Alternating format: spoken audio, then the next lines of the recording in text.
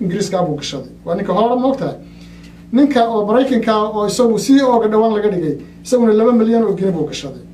marka waxa soo baxa ninka la Philip Wolf oo isaguna ah financial officer ka company oo December meelaha laga dhigay 1 milyan iyo bar oo gini sterling abuu gashaday Xasan Khayre oo Soomaaliya Norwegian ah oo ah ninka Norwegian NGO ga Soomaaliya jooga director ka regional director ka ahna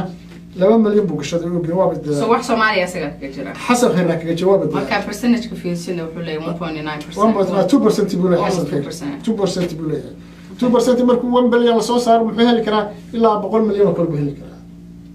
karaa uu karaa moogta 200 milyan ay dhacday waxa kale ku jira current investment limit boardkii qaar magacoodii bay ku galeen qaar waxay ku galeen marka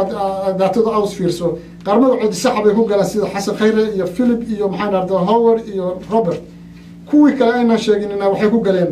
Doman Investment Holding current investment limit iyo Afro Energy limit soo gormay hawlgalkooda bilaabi doonaan hawlgalkii jawaab bilaabeen waxay qabteen martaqaanaa markiiba waxa finance gareeyay oo finance ilaa lacag ma haysan aan dib u noqdeen ninkan kabariga asaasay maalintii asaasay oo waxaan kala saxay dawladdu u saxaysay accountkiisa markii dawladda yaa u saxiixay marka leedahay dawladda u saxiixaysay gaar ahaan uu ka helay inuu sharciga wax u sharciyeeyo oo contract uu siiyo dawladdii federaalka governmentiga oo saacid uu ra'iisul wasaaraha ka ahaa ayaa u saxiixday waxaana saxiixay wasiirkii macdanta wuxuuna saxiixay wasiirkii macdanta oo hoos tagay wasiirkii macdanta oo saacid hoos tagay dawladda waa dhacay moogtahay rekorka waa lumi karaa marka asxiinba waa la eriyay marka maadaama uu hadda Cabdiwali ra'iisul wasaaraha uu yahay oo wixii dawladii hore la bedelay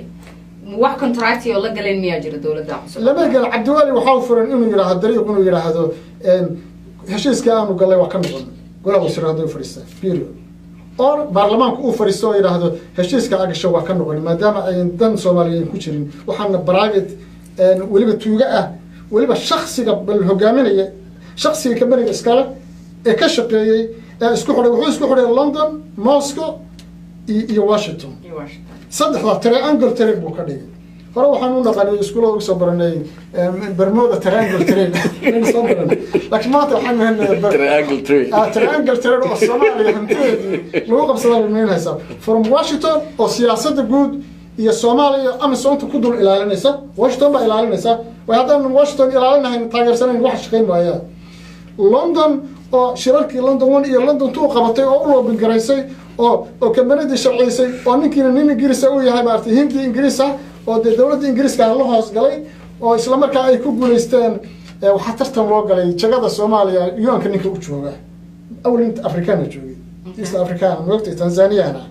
marka waxa la tartan loo galay ninka laga qaaday meesha laba nin baa tartan u galay nin Norwegian iyo ninka Ingiriiska ah Norwegianku waa kambaniga ugu weyn ee hadda waxa galay ee hawsha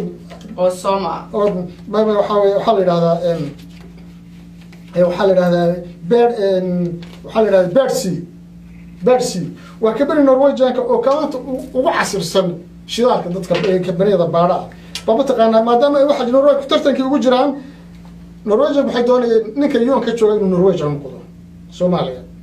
Ingiriiska wuxuu doonayay ninka Soomaaliya uu noqdo inuu Ingiriis noqdo آخر حال صهري نين إنجليزا إنجليز كأكو جلست ترتين إنجليز كأكو جلست نرويج كي وحلو مثل حيي إن يكو أي كونتراد لسيو قلاد كونتراد إقاطها وسير بربحته كونتراد وحاي قاعدتي إن لسيو 200 مليون أو أي فبراير ديسمبر بالله فبراير this year to June this year بجلان ما تقانا إن يصابران داتا information كا كسماية دولت كده تضبط عيال. سو مركز كسماية كيالان وشكو ميالان كمبني جودا. كمبني جودا.